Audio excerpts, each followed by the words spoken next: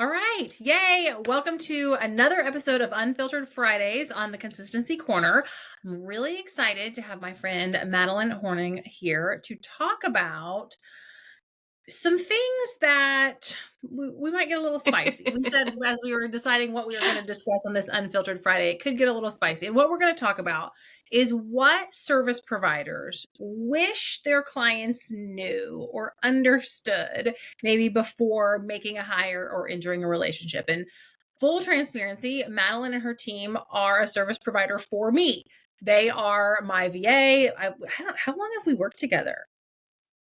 Oh my gosh. Like It 8. feels like forever because we also knew each other before. Yeah, but I think it's like 8 or Like, 9 months yeah, maybe. probably close to that. Yeah. Yeah. So her team works with me. They take on a lot of my podcast repurposing, turning the podcast into a blog. They help me with email. There's also some kind of other random projects we work on here and there. We can get into some of that. But she leads an agency of service providers. I lead an agency of service providers. And so we have some kind of similar experiences in what we wish clients knew. So Mads, welcome to the show. I'm excited to have you here and get into it. How are things going for you? So good. I'm very excited to be here because I feel like this is the content that's missing out there of like the reality of business and what we deal with on a day-to-day basis. So I'm very excited to Yeah, and dig that was into the whole this. reason I decided to move forward with Unfiltered Fridays is because like people are having these conversations, but they're not having them publicly. And Yes. then when you're having them with your business bestie or even somebody who's not in business and doesn't get it, you're like, oh my God, am I the only one who feels this way? Yep. But you're not. It's just people are filtering themselves. So we're going to be a little bit unfiltered. So share with everybody so they kind of have some context what Mad Savvy Creative does, kind of what your agency model looks like today. Yeah. So we actually recently pivoted. So we are newly a creative agency, but we focus primarily on social media management, graphic design, and mostly like creative projects like that. We'll do blog writing, anything that's kind of in that marketing realm. We have a hand in for our clients. And so, yeah, that was a recent change for us, which is very exciting. I kind of got known for my own content creation, and I go film things and take photos for people and create content for other business owners. And so it kind of was a natural progression into the agency also doing the same thing. Yeah. And you had started as more of like a traditional virtual assistant. So Yes. let's talk about that for people, maybe people who don't understand or have never hired a VA or maybe hired a VA and it like didn't quite go the way they wanted. Yep. What's the difference between a creative agency and a VA? Sure. So the main difference, like a VA, there's all different categories. So you can hire a social media VA, somebody who can help execute. They're more of a doer versus coming in to help with strategy and working on higher level projects. So you're going to have to give a lot more guidance, a lot more direction versus a creative agency or marketing agency is going to have a little bit more of that strategy piece for you and can kind of guide you through some of those things. And the VA, you would kind of have to guide on your own. Yeah. And I think that's the one area that like people will ask me like, "Oh, are you a social media manager?" Like, no, that's one thing that my agency can do as part of marketing strategy, as part of content management. Yep. But that's not the only thing we do. And so typically if you find a VA and you hire a VA, they're going to be really task specific of like, Yep.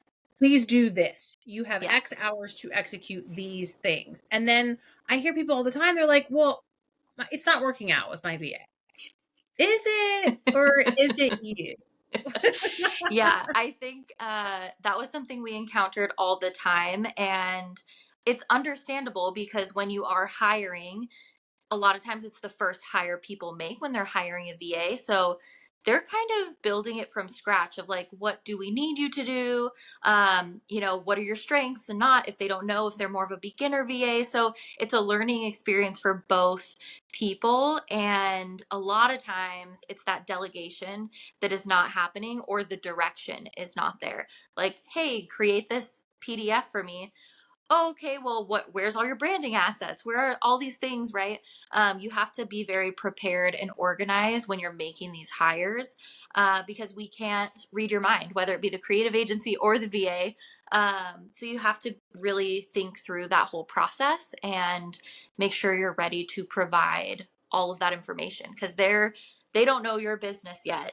So you're going to have to walk them through a lot of things, and it's a lot of time up front, that a Mhm. lot of people don't realize that you're going to have to spend training, giving feedback, and all of that. Yeah. It I just know it doesn't. a lot of entrepreneurs, like, they step into being a business owner because they want to get out of the corporate space. But like, you have to put your like memory hat on and remember what it was like to be a new employee in corporate. There's like onboarding, there's touch bases, there's systems, there's processes. And I'm sure you know, if you worked in an organization for any period of time, that like the new people, there's institutional knowledge or tribal knowledge like they just don't have yet. And it's the exact same thing when you hire a contractor. Like, you cannot expect them to know all the ins and outs of your business on day one.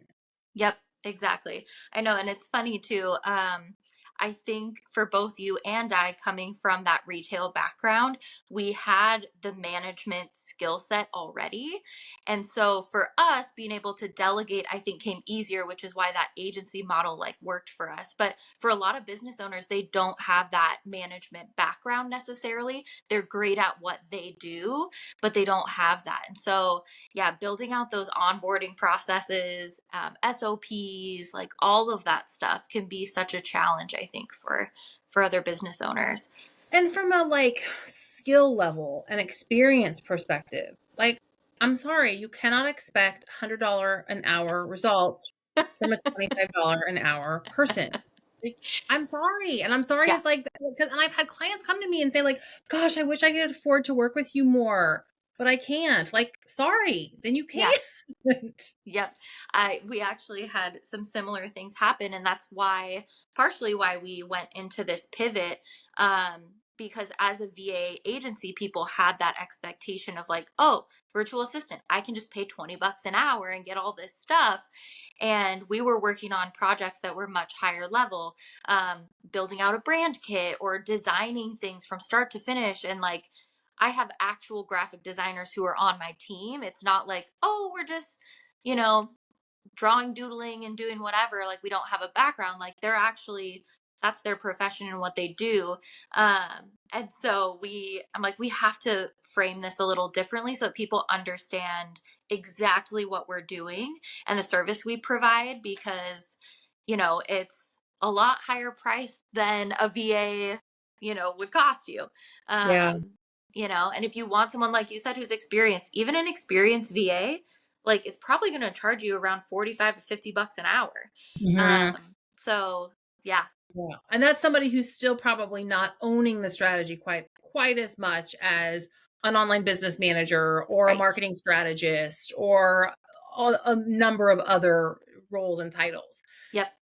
And with that being said, the person who is the higher level strategist and partner and is doing kind of that more thinking based work or planning, they are still not the CEO. And they are not 100% responsible for your results. It's a Yes. partnership. And like, as the CEO, you have to take on that accountability, right? Yep. Yeah. I try and tell our clients this too when we get hired for certain things, is that a lot of times we're asked, like, okay, so tell me what our guaranteed sales are going to be. And I'm like, I can't guarantee any of those things because this is not my business. What I can guarantee you is, our copy and like your click rates are going to be and your open rates. Like, this is our average, because those are the things that we can control, right? I can't control if they land on the sales page that we put in there that, you created. Maybe that isn't selling stuff for you. Maybe you get on a sales call and that's not your strength and you bomb that.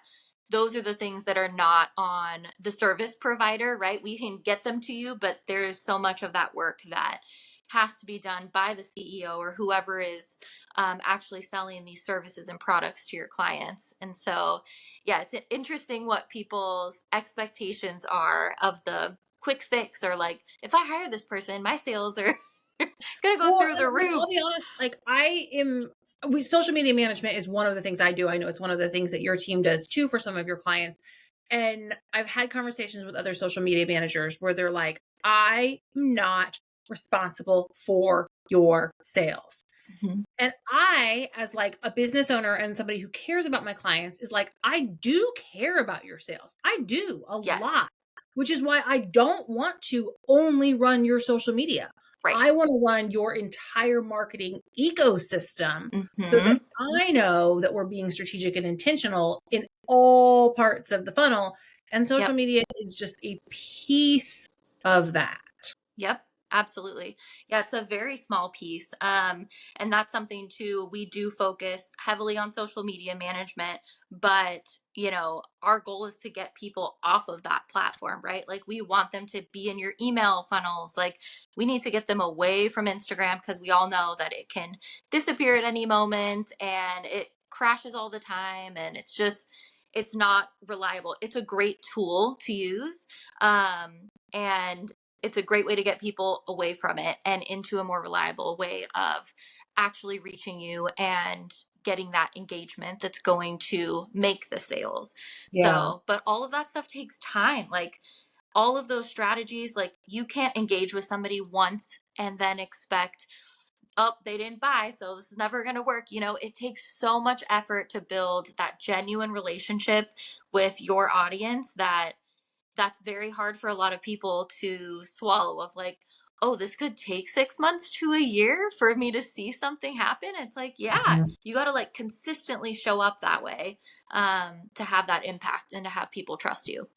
Yeah, but if you never do it, you Yeah. never see the results. And I'll share a funny story. So the very first thing that I had Mad's team do when I hired them was to take my podcast and turn it into a blog so that we could put it on my website, because I was like, just podcasting only. And I knew from an SEO perspective that I wanted that content to be searchable and drive traffic to my website. And again, we started this like 9 months ago. So I went back. I was actually just looking at Google Search Console today, and the top organic search terms that are driving traffic to my website. And earlier this year, I think it was this year, gosh, it might have even been last year, but at some point I had Emily Connors from the Creative Bodega on my podcast. Like, she and I connected on Instagram. I invited her to be on the show, whatever. The like number one search term for my website right now that is driving organic traffic is the Creative Bodega. Really? Yes. And Oh I my mean, it's gosh. not like thousands of people. It's like 100 or so. Yeah, But but still. I had somebody book a discovery call because she's like, I heard Emily on your podcast and I like, that's how I found you. Yep. And so that networking then turned into SEO, which is turning into web traffic, which could turn into, freebie opt-ins, which could eventually turn into clients.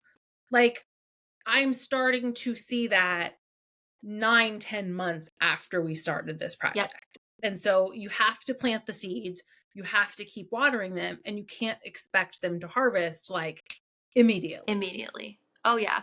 I love that. I'm so excited to hear that though. And that's Yeah. the biggest thing too, right? Because when we're showing up and collaborating with others, that again, when it's somebody else's audience and they see you, they're like, "Oh, I can already trust this person because I saw them on X person that I've followed for 10 years." So Yeah. to keep that networking and collaboration and engagement piece alive always is so key to actually seeing those results like you are, Yeah. which And I is know amazing. there's a lot of people out there who like, you are really good at talking to people. You are really good at networking. You are really good at delivering your message verbally or on video, or maybe it's guest speaking at like summits or groups or whatever. Or maybe you're like us and you're another service provider and you just like talk to people and you get a lot of referrals. Yep. But people hear those referrals and then they do what we all do. They go look you up on the internet. And so your like referrals will only be nurtured further when you have digital content Yeah. that continues that relationship. And that's something that a marketing strategist can help you with, that a creative agency can help you with, because then you don't have to think about that. And I think about like, I know you serve a lot of realtors too. Like my Mm-hmm. clients, real estate, like that's not their zone of genius. Their Right. zone of genius is negotiating deals, serving their clients, figuring out market trends, not being in Canva and writing blogs. Yep. Oh yeah. But being in Canva and writing blogs will help you get clients. Exactly. Yeah, you just need somebody to do it for you, which is okay. Because I think that's another like hard pill to swallow sometimes as a business owner is we have to come to the realization that we can't do it all. And when you start, you are doing it all and you're like, "Oh, nobody can do it better than me. No one like I got this." And Yeah. the truth is there is someone who can probably do some of these things better than you and that's okay.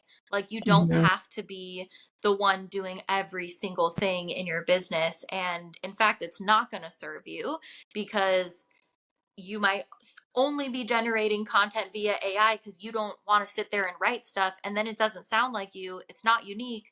And, it's just, you're not going to find that engagement and traffic, right? So you're going to prove your own theories right, I guess, if you're doing things like that of social media and marketing don't work for me. Yeah. And So, like the age of the personal brand, I think we've kind of been like brainwashed to think that everybody else is doing it by themselves. oh, yeah. They're not. Yep. They have teams. And it's one thing that like I in my email I've referenced and I think I probably shared on social media. I've been binging Rachel K. Alber's podcast, Marketing Muckraking. And she just did this whole series on the online marketing family tree and talks about how like Jenna Kutcher is a corporation. Right. She has a team of X amount of employees, 50, 100, whatever it is, even if it was 5. It's Yep. still more than just her. Oh, yeah. Yep. 100%. I know. I have 6 people on my team now. And I mean, there's no way that I would be able to operate without them. This is not a one woman show. Mhm.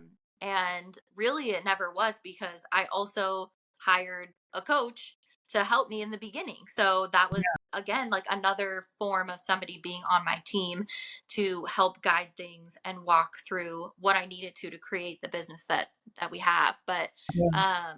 yeah, I mean, just stop trying to do it alone, guys. I know. Well, speaking of trying to do it alone, let's talk about that. Let's talk about coaching because I know you also, like me, believe in coaching and believe in continuing to evolve as your business evolves and grows. And I remember my husband asked me one day, when are you gonna like not need a coach? And I was like, never. Like because I'm gonna continue to grow. There's gonna be new things that I Yeah. need help with, right? Yeah. I love that question because I'm probably like obsessed with like personal growth and learning and development because I just know that there is so much more about business that I need to learn because like you said, this industry, especially what we're in, is constantly evolving, right? Like this digital space, there's something new every single day. And how can you leverage certain things? How can you, create more offers or better offers with these tools that are coming out. So it's so important to use those resources.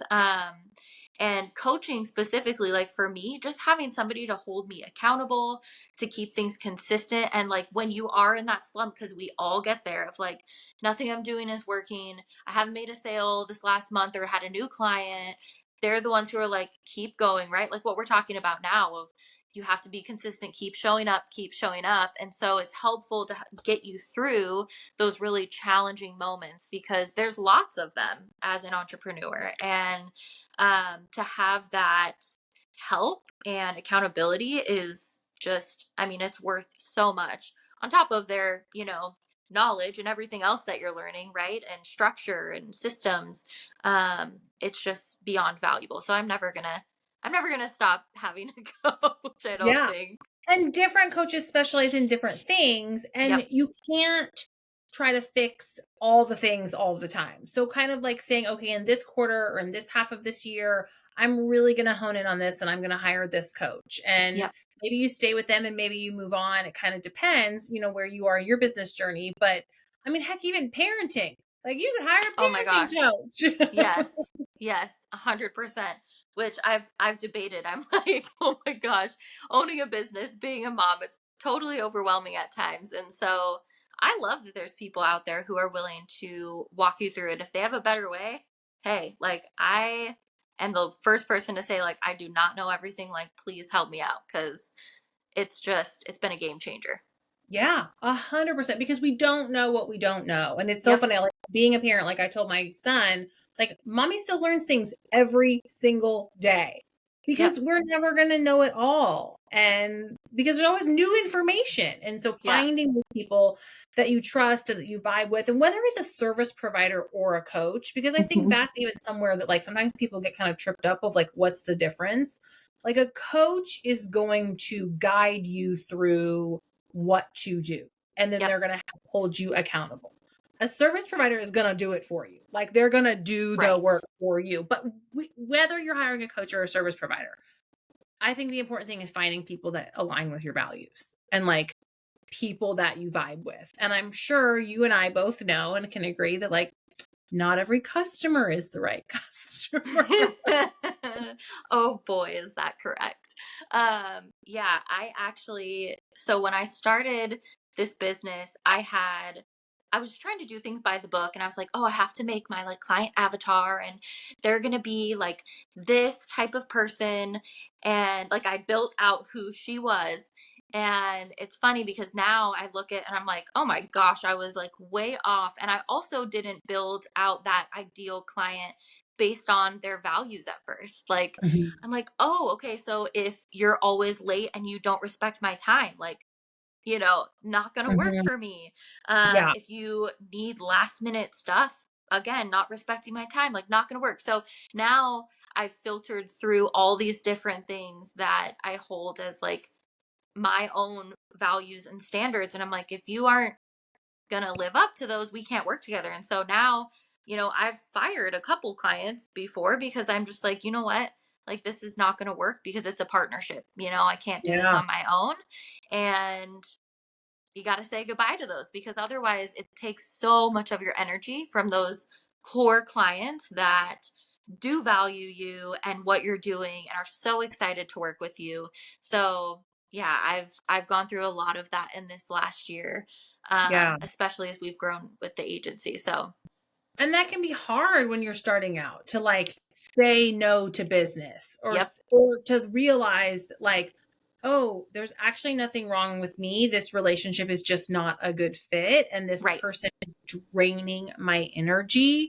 Yep. So I need to let them go. That's I'm sure super scary. Oh yeah. It was I would say now I'm more comfortable with it because it's been so long, but in the beginning I was like, how am I going to make up for this one client? Like, I don't know what I'm going to do. And it's like, do what you always do. Like, go out there, network with people, like, make those connections and it Yeah. will naturally come. But every time I will say that I have fired a client that was not in alignment with my values within that week, sometimes within like literally like hours or the day, I would get a referral or a client like, hey, I have somebody for you. And I'm like, oh my God, this is the person that like I would love to work with. Like, yes, yes, Yes. yes, right? So as soon as you drop them, it's like the universe is working for you. So if they're not working out, they got to go. You got to give them the boot, as scary as it is. It's not worth your stress and your time. That's valuable. So, Yes. Oh my gosh, those are the stories that I love to hear. Like the universe knows what you need and what you can handle. It's like uh-huh. I resigned from my corporate job. I got an interview for a freelance role. When I said, okay, I'm done, I'm not coming into the office as a consultant anymore, I had a potential client call me and say, like, let's talk about working Yep. together. Like, it just, you only have so much capacity. And when that wrong client is sucking your capacity and energy, then Yeah. there's no space for the Oh right yeah. client.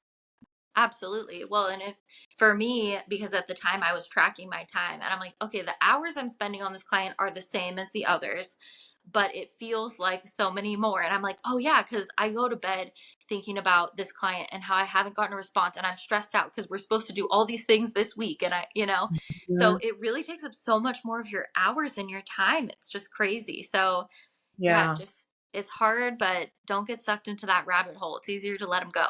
Yeah. So I'm curious, your business has grown a lot through word of mouth and referrals. Hmm. And I know when it comes to networking, like you're also a mom who has a million things on your plate. Like, how do you make time for networking? So I've had to actually let certain things go. I had to prioritize some things. So I know we've talked about this, but like online communities or certain memberships and things, I'm like, I have to let this go. I'm not actually utilizing. This is not worth my time right now. It's because I know when I go to these networking events in person and I'm actually there talking to people, like it always turns into a referral. This isn't going to do that. So I Mhm. need to like put my time into the most, you know, not efficient because it's not always about that referral or money, but like that is a better use of my time as a CEO right Mhm. now as we build this business. And so I had to let some things go. And then some of the networking events, like I just have to hire a babysitter and I'll be out at night. It's usually like I prioritize 1 to 2 things per month so that it's not overwhelming. And then in between all of those, I try and just nurture whatever relationships I've built digitally. So via whatever Instagram or email or however we've connected, and just talk to people and get to know them. So I think not putting the stress of I have to go to every single thing and I'm going to go to 2 things per month. And then that's, kind of what I've stuck with. Yeah. And I think also with a consistency perspective, when you go to a networking event, like let's say you go to an in-person networking event the first time, that might not turn into anything. But if you go again and you go again, Yeah. that's where you build the relationships and that's where like the referrals and those types of things come from. But if you go one time, just like any other thing, you Yep. can't be like, well, that didn't work. That wasn't for me. Yep. I know it's the same thing that, we were kind of talking about as far as your marketing goes.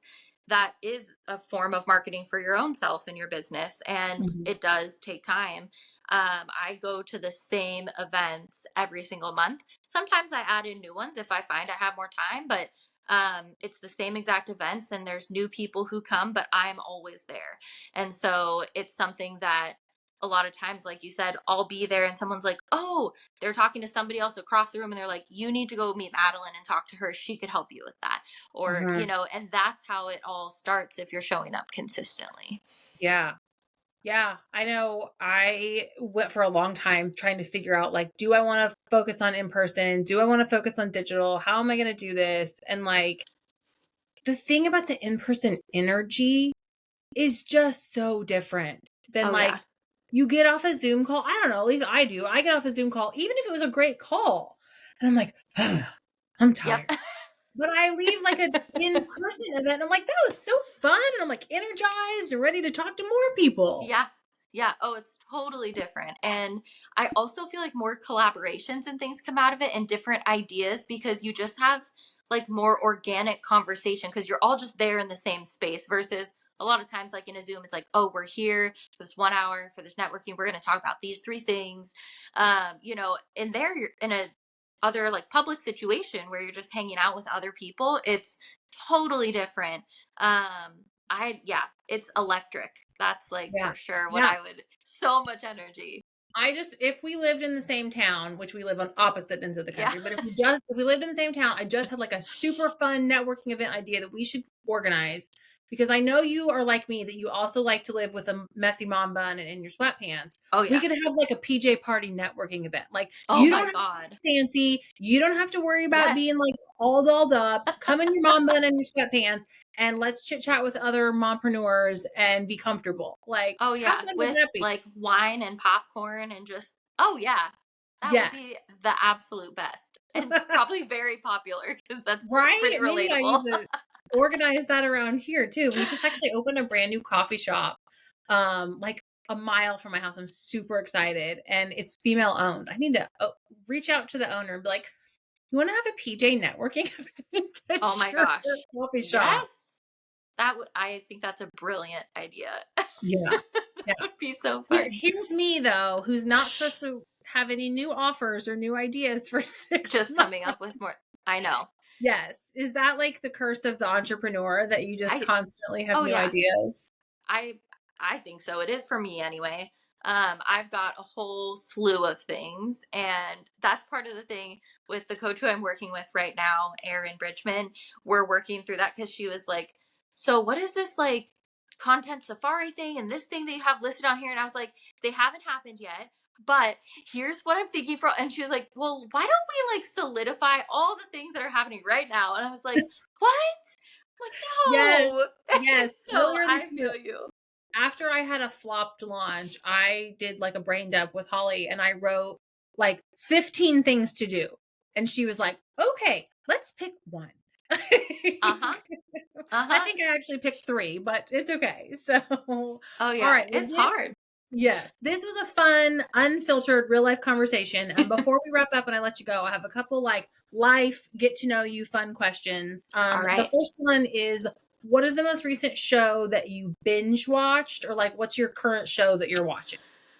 Oh boy. Okay. This might be embarrassing. I love 90 Day Fiance. Um, it's on TLC for anyone interested. But they have what's it called? 90 Day. It's like a 2 week like relationship retreat for like people who've been on the show for a long time. And they go to the Keys, and they have like marriage counselors and all these things. Obviously, lots of drama. And so that is what I've been watching. Is 90 Day Fiance right now and loving it. That's funny. I don't remember what the show, it was not on TLC, but it was like the Discovery Network. So my Yeah. son was really into watching Kids Baking Championship.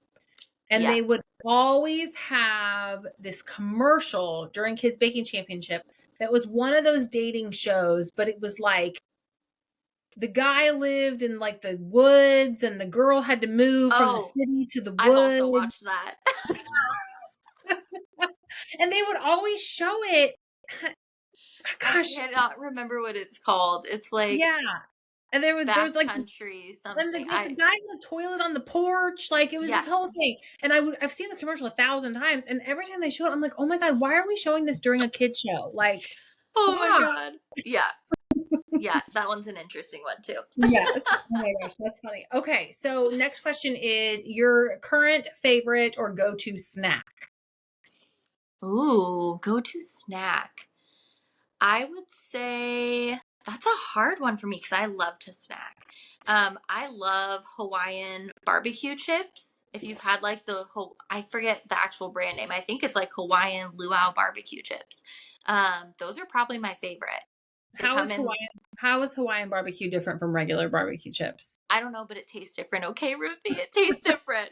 Well, Um, okay, I say that like sassy because it was 4th of July and my husband bought like he went to get stuff for a cookout and he got barbecue chips. And I was like, nobody likes barbecue chips. Why did you buy these? And then like 6 people were like, oh, I love barbecue chips. I'm like, really? People like these? yeah. Well, it's from the same company who does like the Maui onion chips that are in that like purple bag. If you guys have those. Yeah, Okay. they're amazing. So it's that same brand.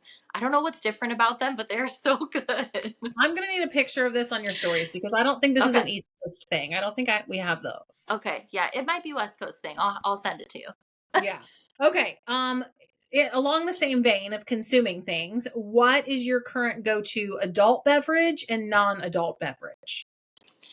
So adult beverage is always an old fashioned for me. I'm a whiskey and a scotch gal. Um, a non-adult beverage would probably be an Oreo milkshake. Ooh, that's fun. Yeah. I make chocolate smoothies with like chocolate protein powder, and the other day Noah was like, "Mommy, let's make an Oreo smoothie." And so I just like put one Oreo in the chocolate protein smoothie with like spinach and all Yep. the stuff. And he was like, "Yum, it's so good."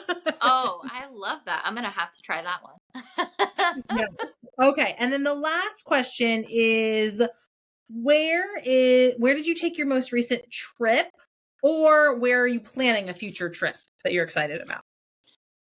So I want to do a Disney cruise That would Mm. be the next trip I'd like to plan. It won't be until next year, either to Mexico or somewhere in like Caribbean, Bahamas, something like that. So that's the next thing that I'd like to plan. Have you cruised before? I love cruising. You do? Okay. I I've only ever done a 3-day cruise, and so I Okay. want to do like one of the like big ones, like on like a Yes. big fancy ship. Oh yeah. I tell people, I'm like, when I retire, I want to retire and live on cruise ships. Like, it is all you can eat, all you can drink. You could lay by the pool. Like, there's so many options. It's like Oh the my gosh. fun never And ends. you're like a performer too. You could sing on Yeah, cruise ships when you I retire. could. I probably could. Yeah, so that's my plan. So yeah, I love going on cruise ships. That's fun.